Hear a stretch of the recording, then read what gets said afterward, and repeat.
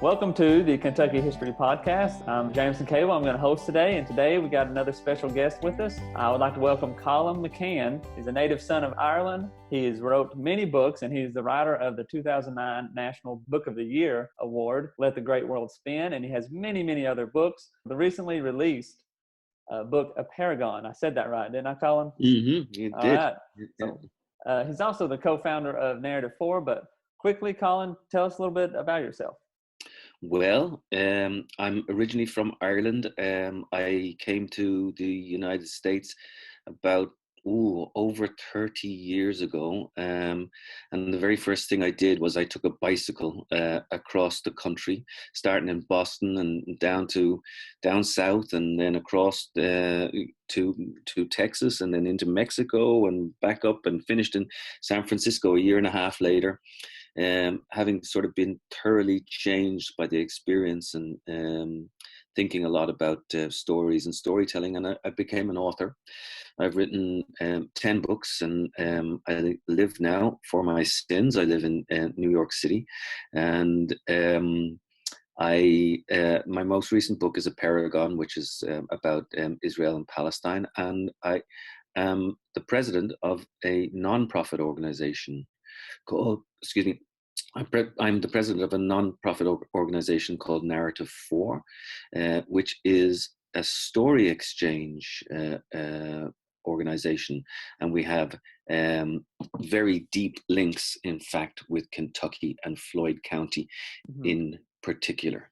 Mm-hmm. Well, that's one thing that drew me to asking you to come on to the show, is to talk about the Narrative 4 and the links to Kentucky. And just, I guess the big question I have is, what is Narrative 4? I guess that's the best way to start out. What exactly is this story exchange? Well, Narrative 4 is a global organization. We're in 12 different countries, and we're all across the United States. And basically, what we ask young people to do is to step into one another's shoes, to listen to one another's stories, and then tell them back to each other in the first person. So that if we brought kids together from Kentucky and the South Bronx, which is one of our main programs, in fact, what happens is that these young people meet one another, and they tell one another stories. And you know, let's face it. I mean, it seems on the surface that these kids are going to be very different. You're coming from the South Bronx. You know, you're primarily African American, primarily or immigrant. You're coming from Floyd County. You're primarily white or Cherokee. You know, you've got rural, you've got urban, you've got supposedly red and supposedly blue. And sometimes these young people are actually scared of, what is going to happen when they meet. But then they meet each other through stories and storytelling.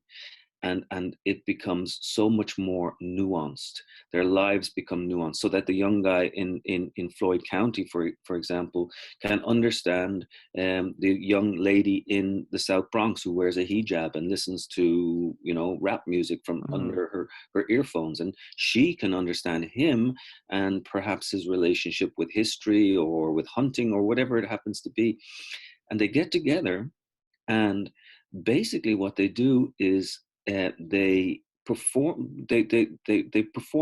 acts of what I call radical empathy, and they get to know one another through stories and storytelling, and then they turn that empathy into action on the ground by forming groups to talk about issues in their communities, and they form these lifelong relationships. And we do this all over the world, not just in Kentucky, in the South Bronx, but in Limerick, in South Africa, in Mexico, in Colombia, all over the world, where we're bringing tens of thousands of people together. In fact, in Kentucky, we were hoping this year, before the virus hit, to have 50,000 exchanges. Wow.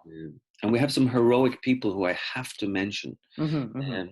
Floyd County High School, it's an incredible place.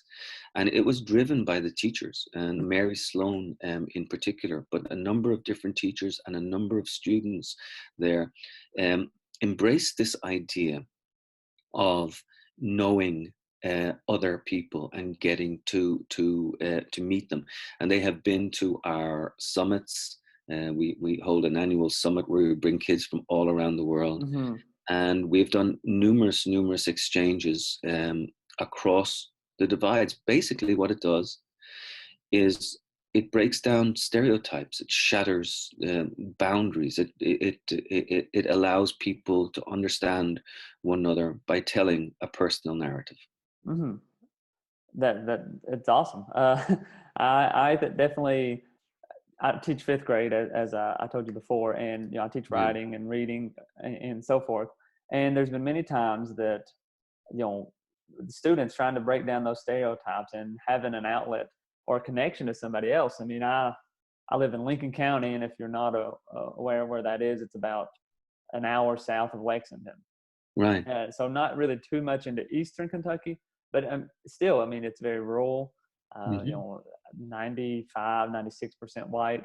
And, there's been times that kids have said stuff that you're like, do you really understand? And, they don't, because they've not experienced that. They're sticking to stereotypes and so forth.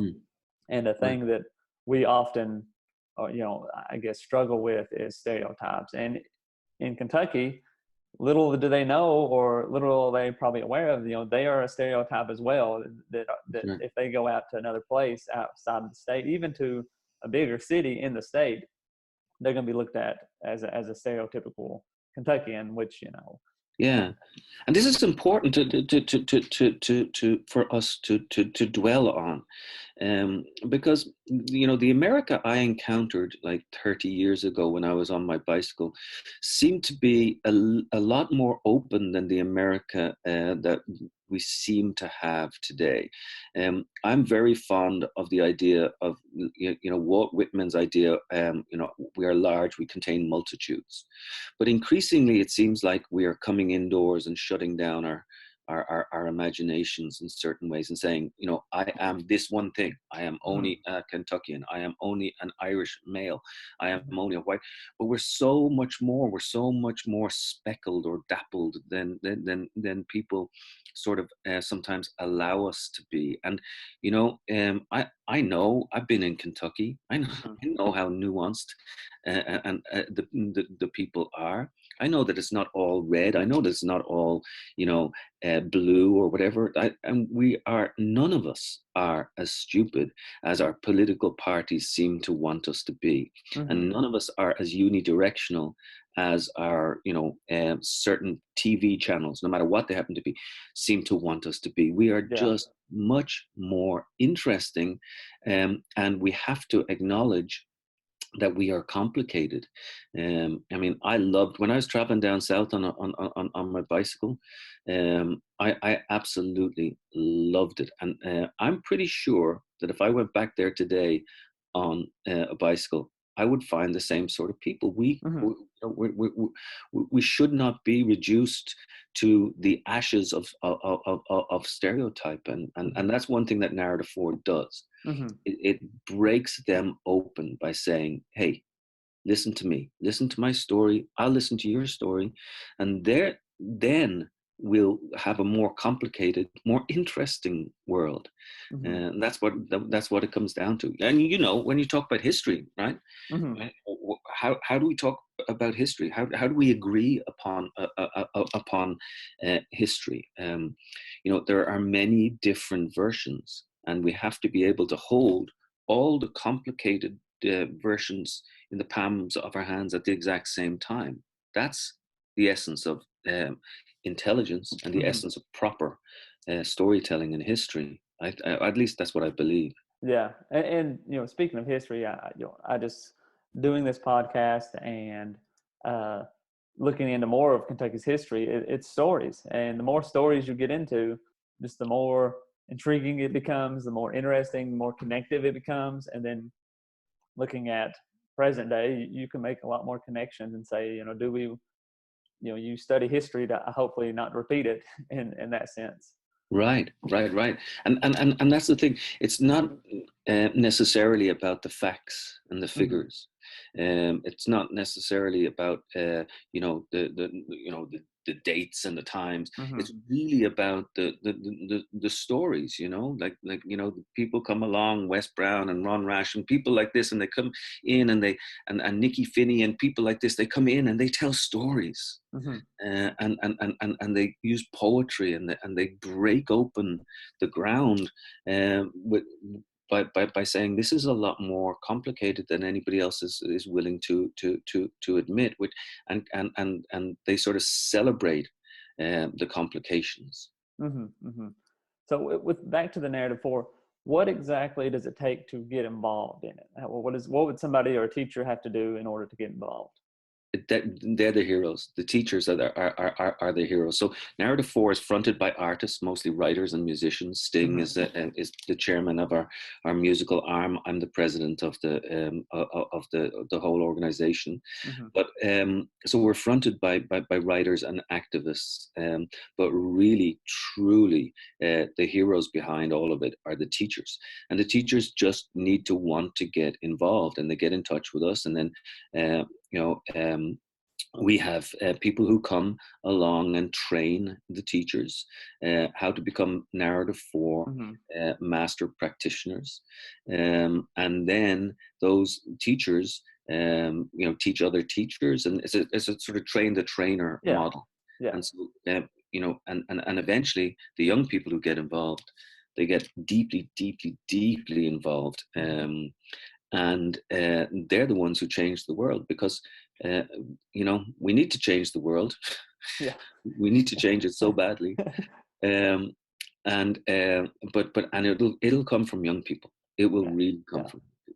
Now, do they actually, like when they first write their initial stories, do they get to meet in person, or is it more, or is Yeah. that happen every time, or? Well, what we do is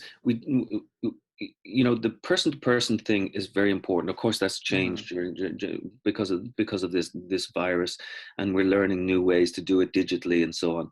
But the person to person meeting is generally incredibly important. So we generally do it, say, in a classroom in Kentucky, right? Yeah. And the kids exchange stories, and then maybe across town, and then maybe across the county, Yeah. and then we bring them together with kids from elsewhere. With the project with the Bronx, yes, the kids from Floyd County went up to the South Bronx, and they Hmm. stayed there, and it was incredible, absolutely mind blowing. They Yeah. went to Broadway. They walked around music museums. They saw one another's schools, Hmm. and they fell in love with each other. Yeah. They became lifelong friends. Now, with the kids from the Bronx were supposed to come down to Kentucky just a couple of weeks ago, but And because that, of what's happening in yeah. the world, we did it virtually, Oh, and it cool. was amazing. Yeah. Yeah. Yeah, and they exchange stories online, and they exchange poems, and they and they talk to each other, and they and what we have found is that rates of school attendance have gone up, the test scores go up, empathy levels go Hmm. up, conflict goes down. We've studied all of this in both University Heights and in Floyd County, and the teachers will attest to the power of what it is that happens on the ground. The teachers too get changed. I mean, Hmm. Hmm. they're really the amazing ones, and teachers are dying for this sort of stuff. They're calling out for it. Hmm. It's part of the academic structure too, because you can teach all sorts of things. History. You can Hmm. teach literature. You can teach music. You can do. What's the music of the Bronx? What's the music of Kentucky? Yeah. And then, oh, by the way, the music of Kentucky is related to Irish music, Hmm. and oh, let's get in touch with the kids in Ireland, and let's exchange stories virtually with the kids in Ireland, and make of this big world a small world. Yeah. Well, and it also, I would assume, also makes not only connects them, but also shows them how similar they are to each other as well. Because Exactly. I mean, some of the music that I'm sure that the kids in the Bronx that listen to may even be similar to the ones that the kids in Floyd County would be listening to. Exactly. Well, And the thing is that they realize two things. They realize they're very much the same, mhm. and at the exact same time, they're really different, Yeah, which is cool. It's so important for us to be different because we do not want to be just the same. yeah, We want to be the same, but in our different ways. That's what makes us individual. That what's and so yeah. So these young people, they come along and like for example, okay, how scared is a young African American boy going to be of the Confederate flag, right? yeah. Let's Oh, face it. I mean, and so what's going to happen when he comes down to Kentucky and he walks into a shop mhm, and the Confederate flag is there? How does he feel? And so how do they learn to talk about these things? And they must talk about these things. mhm, It's not just like airy fairy, oh, well, let's exchange stories. No, it's real stuff. It's real hard stuff on the ground. And maybe they'll chat about it, and maybe they'll even debate about it. But mhm, because they're exchanging stories with one another, it doesn't become a political battleground. It doesn't mhm, become, a knockdown fight saying I'm right, you're wrong. Da, da, da, da. mhm, mhm. It becomes much more nuanced than that, Yeah. and lives get changed, and Mhm, opinions get changed. mhm. Yeah, and back to you were talking about the teachers as well. I would assume and say that it's a very uplifting experience for the teachers as far as meeting other teachers in the Bronx. Sure, I would say I teach a lot differently from somebody that's in New York or even somebody who's in Louisville. That it would be sure, different. sure. Yeah, for sure. Um, so so once you said that they kind of continue on their own as well. So if somebody, how young do they go? How young do you all do this? Is it just high school? Generally, it's high school. It can Mhm, be any age, but we could do fifth graders. Empathy can be taught from a very young age. I mean, mhm. even pre-kindergarten. Yeah, Um, and in fact, narrative 4 could apply to the whole world. It could be 95 years old, whatever. true. Um, but we need to focus, and we focus primarily, not exclusively, but Mhm, primarily on 16 to 18-year-olds. mhm. It's a very tender age, but it's a Yes. very open age too, and they haven't learned to close their eyes. They haven't learned to close their minds. They're still available, and they're beginning to go out into the world, and they're the ones who are going to eventually have the power.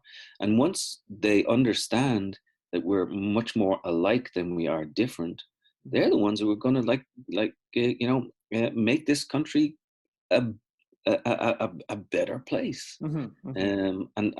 And that's what we have to dream of and hope of, because as I said, so much of what's going on today is all about like denying other people, denying Yeah. different, and that's not good.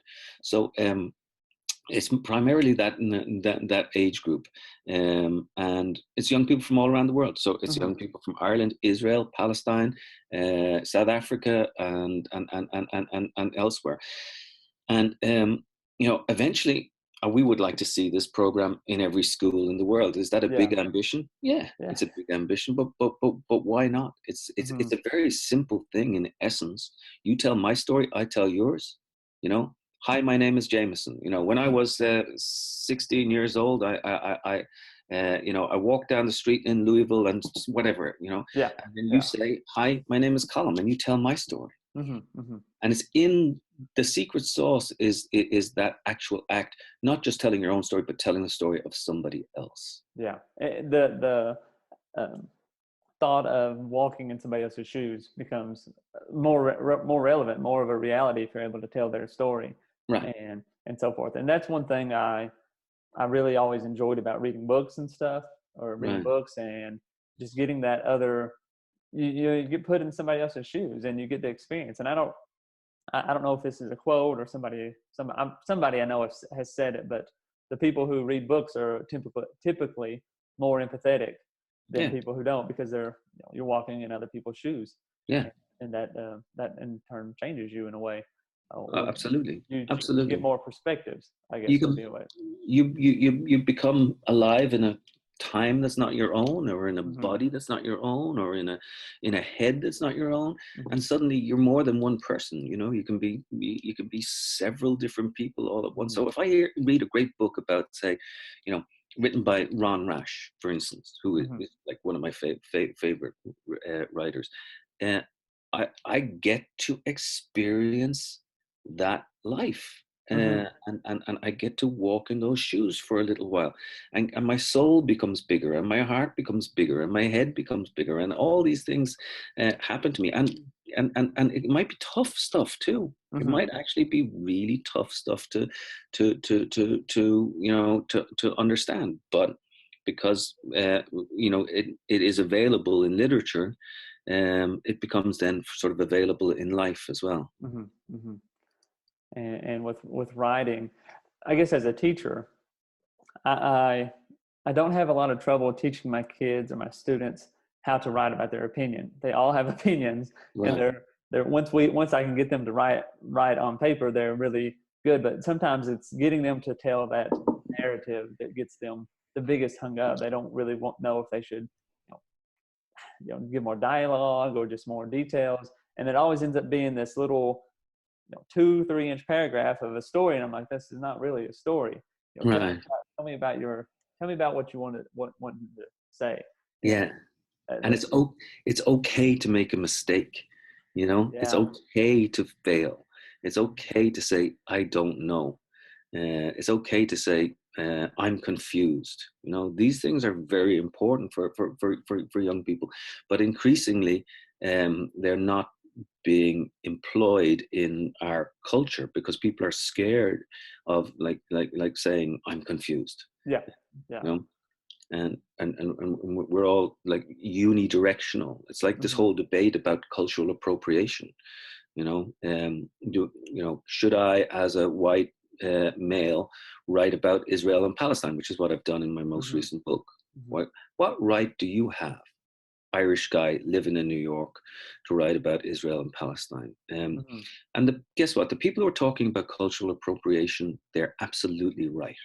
God bless them. I mean, they're in universities, and because for years, for decades, centuries, people have appropriated, and they've condescended and patronized and done all these like things and gone into cultures and plundered them. Um, and it's true, and they need to be called out on it. And if I need Mm-hmm. to be called out on it, I should be called out on it.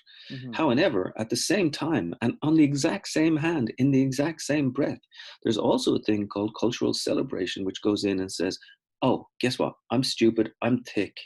I want to come in here with humility, and I want you to teach me about, say, Kentucky. Mm-hmm. Teach me about history. Teach me about the Cherokee Nation. Teach me about the African American experience, and let me experience it, and then go away and celebrate it, and let me become a bigger person by acknowledging how stupid I am, basically, or how ignorant I have been about what is going on. And this is incredibly important for us to understand, that cultural appropriation also includes, or should include, and should really only be about cultural celebration. But you have to go Mm-hmm. in there with as much humility as you possibly can, and you must acknowledge your own shortcomings before you Mm-hmm. begin to say, I want to tell that story. Mm-hmm. Well, and that makes me think a lot. I mean, in our society today, a lot of times you hear people talk about, you can't offend, you can't say anything because you're worried about offending this person or that person. And to me, is that ignorance? Does that come with it? Is that, if you're worried about offending everybody, how do you manage that, as I guess, as far as when you go looking at Yeah, say writing about another culture? well, that's when you got to go in with your head bowed. Mm-hmm. And that's when you got to go in and you have to learn how to listen. Mm-hmm. And that's when you have to say, I'm maybe going to make a mistake. Mm-hmm. That's when you have the thing done, you go to the experts and you say, can you read this for me? Can you tell me, did I get this right? Did I get this wrong? Before I put it out in the world. So as a writer, as a novelist, and with the most recent book, Apeirogon, I uh, I was writing about Israel and Palestine. I'm writing about two fathers who lose their daughters to the conflict. They're real people. It is a novel, but they're real people. I went to them. I interviewed them extensively. I spent time with their families. I spent time in their houses. Then after I began writing, I showed it to other writers, Palestinians, Israelis, people who knew more about the conflict than I ever would, and I listened. Mm-hmm. And they said, well, this is right and this is right, but this little thing here, that's wrong, so you got to correct that. And so you go in and you make it as you just have to be as honest as you possibly can. Mm-hmm. And you have to say, you have to be smart enough to know that you're not that smart. Yeah. That is that's hard to do sometimes. Well, You mentioned about being scared of making mistakes, and that's one thing. And I know with writing, I've heard it from many authors saying, if you aren't correcting your work, then you're not really writing. You never are done until it's actually out there and published. And even then, you probably have something you wish you could change. And right. that's one thing I always try to get my students to understand is, hey, you got to fix something. If you checked your work and you never changed anything, you did not check it at all. It's all about editing. It's Mm-hmm. all about, like, you know, it's bad until it isn't. Yeah. So you have to go over it again and again and again and again and again. People think that writers come along and it sort of miraculously appears at their fingertips, and it just hits the page the way it hits the Mm-hmm. page. No way. There's just no way. And this stuff is worked. You're at the coal face every single day, Yeah. and you're fighting it, and you fight silence, and you fight ignorance, and you sometimes fight the blank page. Like Mm-hmm. sometimes there are days I can, like, not write a word, and I put like 8, 10, 12 hours in. But what I have to acknowledge is that I worked my tail off, even if I didn't write a single word, because you Mm-hmm. have to be Mm-hmm. present. You Yeah. have to be present for it. It has to be there for the moment. Mm-hmm. Well, let's talk about this book a little more. I feel like you have been in my head for the past few days because I've been listening to it via the audiobook, Oh wow. and that's one thing that I really like it. I really like when authors do their own audiobook. And I get for some audiobooks, there's more a theatric thing, and they have Right. specific things. But with this one, I really enjoyed it. Thank you. I didn't, and I'll be honest, I don't feel like I've read a book anything like it. I feel like you kind of took a story, which is typically any book has some sort of story to it. You took a story that I thought, because I'd researched it and I knew the basis of it, but then I get to reading it, and I mean it's an artwork, it's a piece of art, Thank you. because it's a story, but it's just so much more. The way you did the chapters and worked in these little, I guess, factoids, if you want to call them that, here and Right. there. It really painted a great picture, and Thank you. uh, a picture of understanding. Because when you think about, I'm from Kentucky, you're from Ireland. I have no idea about life in Palestine or Israel, and It's it's very. amazing. Go ahead. No, no. So it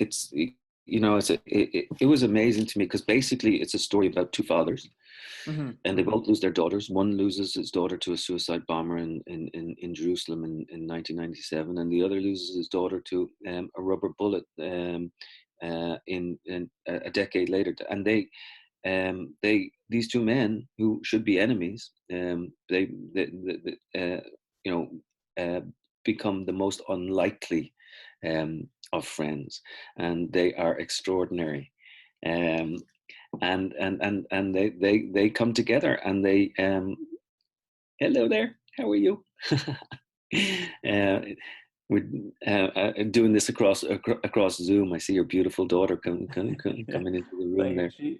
She's a She special guest all the time. She wants to come out and Well, wonder. it's kind of interesting. I mean, hopefully, she won't hear any of this, but like, for two men to lose their daughters in that way, the heartbreaking moment behind it, and yet they go around the world and they tell the story over and over again, in order to use the force of their grief as a weapon. Hmm.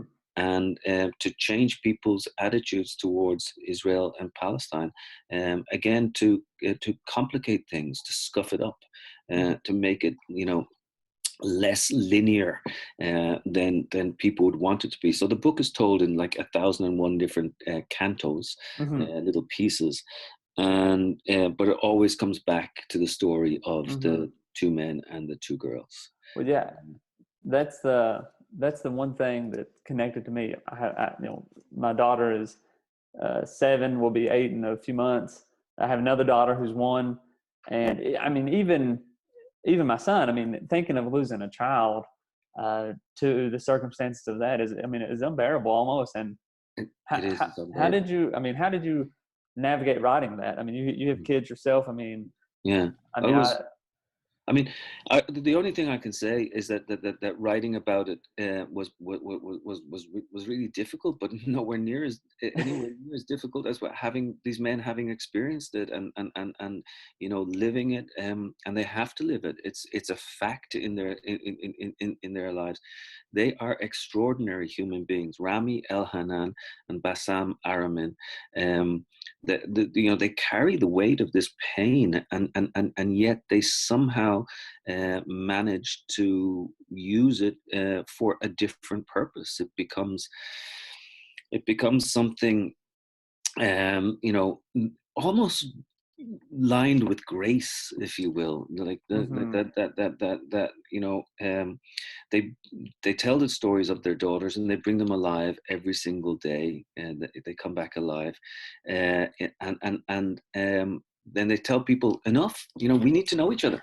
We need mm-hmm, to we You're Israeli and I'm Palestinian, and we do not know each other. But if we don't know each other above ground, guess what? We're going to end up knowing each other 6 feet below ground. And that's their ultimate message. mm-hmm, Their ultimate message is, please, we need to listen to one another. And it's not about one state, 2 states, 8 states, mm-hmm. federation, confederation. All of those things are involved too, yes. And there is an occupation that's going on.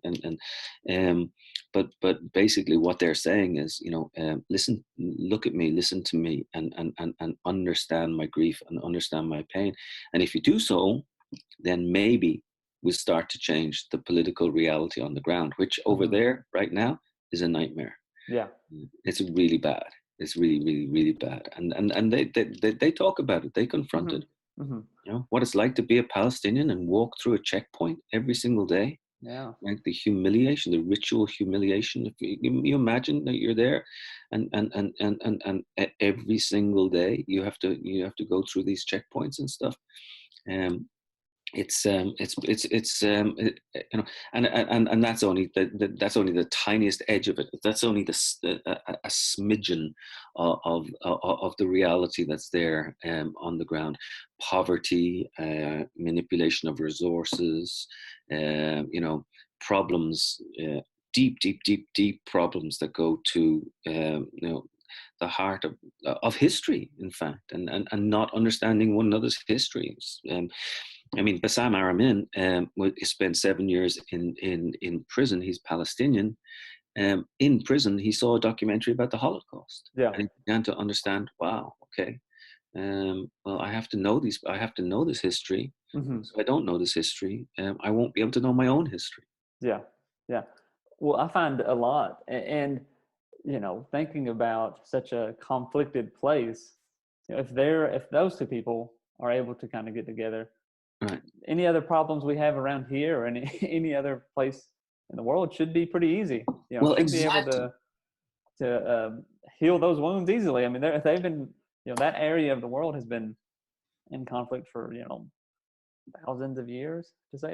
Yeah, it Say it depends. I that mean, way. you could say the conflict is thousands of years. You could say it's like 70 years since, Mm-hmm. like the founding of the state of Israel. You could say, there are all sorts of ways to talk about it and all sorts of angles with which to look at it. But you're entirely 100% right. This is not just a novel about Israel and Palestine. It's a novel about, Kentucky and Alabama, or the Bronx and California, or Dublin, and I mean, places where we seem to be in conflict with each other, which is basically everywhere. Yeah. And the only common denominator is that we need to know one another, and if we don't know one another, we're in serious trouble. Mm-hmm. And in a world where we should be able to know each other like so well. Look, Yeah. Oh here yeah. we are speaking across a Zoom call. I'm in the cabin in the woods, and you're, down in Kentucky, and we should all be able to know one another Mm-hmm. so much better, but we're not. Mm-hmm. Um, and so it's up to the young people who are listening to this, and the teachers who are listening to this, and whoever else gets a chance to come in and say, okay, let's do this. And that's why narrative 4 is very much at the heart of the novel, Apeirogon. The narrative 4 experience is very much at the heart of what goes on. So these two men tell stories, and they believe that storytelling can change the world. Yeah.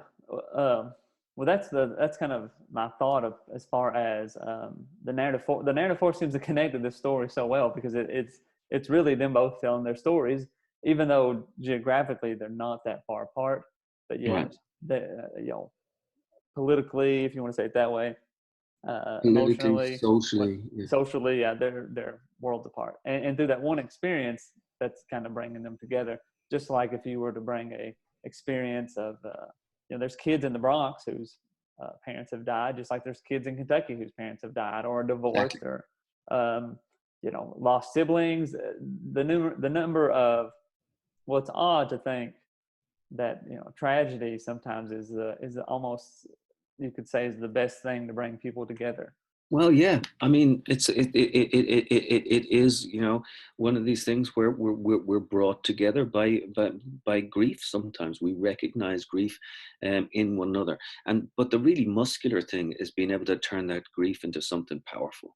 The really smart thing is to say, you know what? Yes, this happened, and it was awful, Mm-hmm. and we can't leave it like that.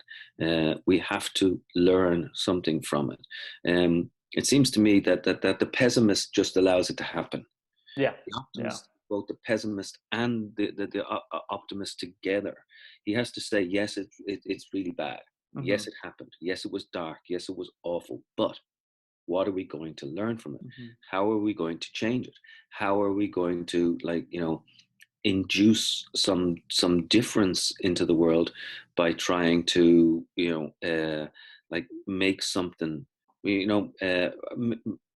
what is it about lemons and lemonade, and what is it? When life serves you lemons, make lemonade, I Make lemonade. Yes, it sounds like such a cliche, but maybe it's true. And uh, you know sometimes the lemons are really extraordinarily bitter, Mm-hmm. and we all have that. Every single Yeah, one of us has that. we've all experienced death in some sort of way, some sort of uh, Hmm. magnitude, and not, it doesn't always have to be death either. Right, Tragic events happen. right. You think about the bombing where the daughter died, and all those other people that were involved. Even if they may not have died, they were probably traumatized in some sort of way. Oh, sure, for sure, for sure. But look, yeah, this thing doesn't just happen in one place. That's why I call the novel a paragon. And a Mm-hmm. paragon is a shape with a countably infinite number of sides. And basically, what that means is you can arrive at a finite point in the shape, but it's still an infinite shape. Mm-hmm. So, Mm-hmm. like, one story is all stories. I mean, You know, uh, if you tell a story in Kentucky, well then, guess what? And if I hear it, and I'm from Ireland, and I go back to Ireland and I repeat it there, and then somebody there hears it, and the story extends out into the world. Well, I use the images in the book of migratory birds Yeah. a lot, but stories fly like birds from place to place, Mm-hmm. and a bird doesn't know what a border is, a bird doesn't Mm-hmm. know what a boundary is, the bird doesn't know what a wall is. A bird is essentially a story. Yeah. uh, you know and that's how we get bigger and better and brighter. Well, and that's one thing I got, or I got from your story, was that, in a sense, geography, it doesn't matter, as far as geographical lines, this state, that state, and so forth. But yet, on Right. other sense, geography is everything. Me being born in Kentucky has made me, in most factors, who I am. Exactly. But yet, those lines that are drawn confines us to this geography, and what we have to do is flip it around to where we can Yeah. be out of our geography, but yet still be ourselves and understand somebody else. Exactly. Because you want to be from Kentucky. You want to be from, you want to say, I'm proud to be from here. This is in my blood. This is my soil. This is my place. I will fight to defend it. And at the same time, you want to like understand other people who feel the same way about their land and so on. There was a big Irish influence, wasn't there, in Oh yeah, Kentucky? yeah. Since this is a history channel, and you brought it up, I did get up some facts about some the Irish settlers. If you want to hear them. Uh-huh. Yeah. So in about 1790, the number or percentage of immigrants coming to Kentucky were 9% Irish. Now, if you look at Scots Irish, that was about 25%. So a big heavy influence. I've talked a lot on the show about a guy named William Whitley, Mm-hmm. and in Lincoln County, he built the first stone, or I shouldn't say stone, first brick house west of the Appalachian Mountains, and his parents came from Northern Ireland. Mm. That's an interesting fact. Sure. But yeah, there is a lot. I mean, you look at the music, dances. So you're familiar with Pineman Settlement School, right? Oh yes, yeah. There's another settlement school called Pine Mountain Settlement School, which probably is not that far from Pineman. Right. And each year we take our students to there, and we stay like 2 nights, 3 days, and we do folk dancing.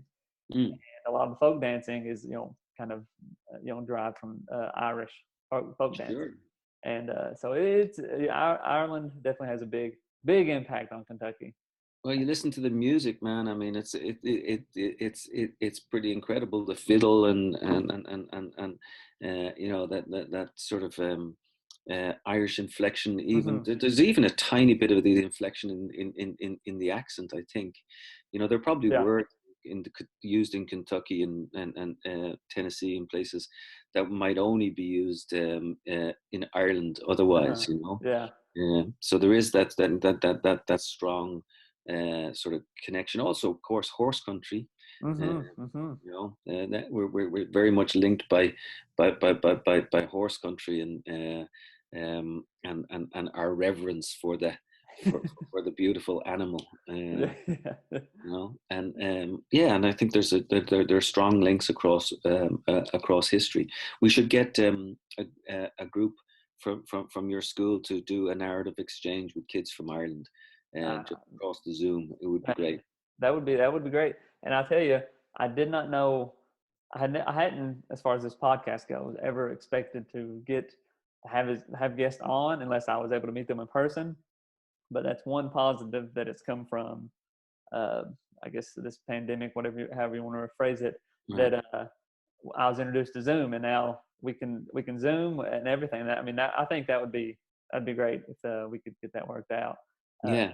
I tried before a few years ago to do like an email exchange with students from around the world, but Right. we wrote our email, but then we never got anything back. And so Yeah. it's Well, it has to be, there has to be a teacher on each end. So, mm-hmm, the way that Mary Sloan operates in Kentucky, there has to be somebody in Ireland, or there has to be somebody in Nablus or in Tel Aviv, and there are those people. They're the as I said, the heroes are the teachers. They're the mm-hmm, ones who make the link. But you have to try. It's not going to happen. It just doesn't just fall in your lap. It's mm-hmm. like anything else. You have to, anything that's wonderful takes time, patience, stamina, and desire. All these things. It's not. If it was easy, everyone would do it. Exactly. Um, uh, Pause for a second. I'll edit this part out. Of course. Is there anything else you want to kind of go over or bring out? No. I think it's it I think increasingly, when you have things like podcasts and a chance to speak to people that you wouldn't necessarily normally speak to, Mm-hmm. it's a blessing. I think I mean, the way the world has turned recently is horrific in many ways, Mm-hmm. but we need to learn that we're, yes, we may be small, but we're also epic at the same time. We all matter. So, like, and that's one of the things we realized during the pandemic, is that everything matters. Your mask matters. The distance you stand from somebody matters. The way you go, if you go to school, it matters. Our lives actually matter, not just to ourselves, but to other people too. So Mm-hmm. there's something, if we can learn from this, and also if we do not let power abuse this, when we hit the restart button, maybe something good will come of all of this, and we'll become bigger, better, braver people. One can only hope. Yeah. Right. Well, Colum, I typically give a history quiz to the people who come on that are from Kentucky, but since I didn't want to put you on the spot or throw you some wild history questions, and you already talked about the Irish. We already talked about the Irish descent. That was going to be my history plug. Yeah, well, I see now. Now I could answer some of those questions. Yeah. But I would have had to say originally that I'm ignorant, and that's the important thing, that we have to acknowledge our ignorance and then listen to others. So now I know that a lot of the original Kentuckians came from Northern Ireland, and there's Scots-Irish background, and then Mm-hmm. they were people who settled from Scotland in Northern Ireland, and then went and further settled over in the United States. And interesting stuff, especially when we talk about like Israel Palestine and settlers and settlements. Mm-hmm. And the controversy that surrounds all of that. The world is a big place, and we have to acknowledge how complicated it is. Yeah. And to even more emphasize this point too, we talked about Israel and Palestine, how unusual. I mean, you had the opportunity, you could have wrote about anywhere, but you chose to go to Israel and Palestine and write about that conflict. Yeah.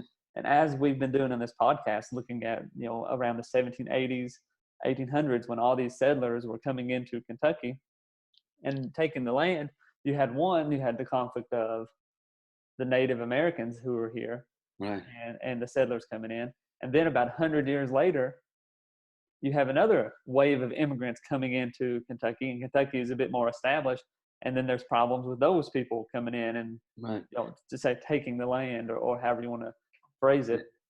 And even today, in the U.S., you have problems of immigrants and so forth that people get. Sure.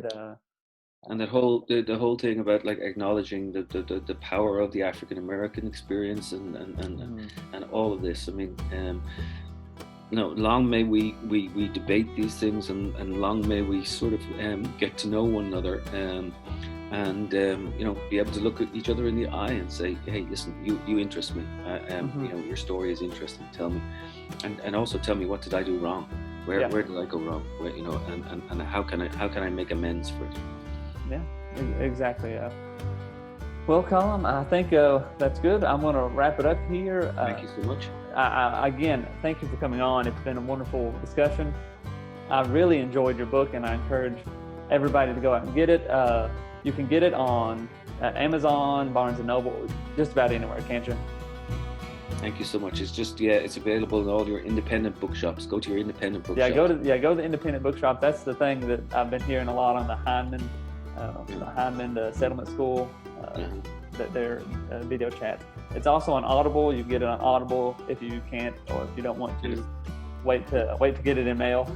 And it's called Apeirogon, Apeirogon. Mm-hmm. And if you do decide to get it onto Audible, make sure you go to audibletrial.com/KYHistoryPod, and you can help support the podcast channel. Colum, is there anything else you want to add? No, it's been a pleasure. Thank you so much for your time. All right. Thank you guys for listening, and we'll see you next time.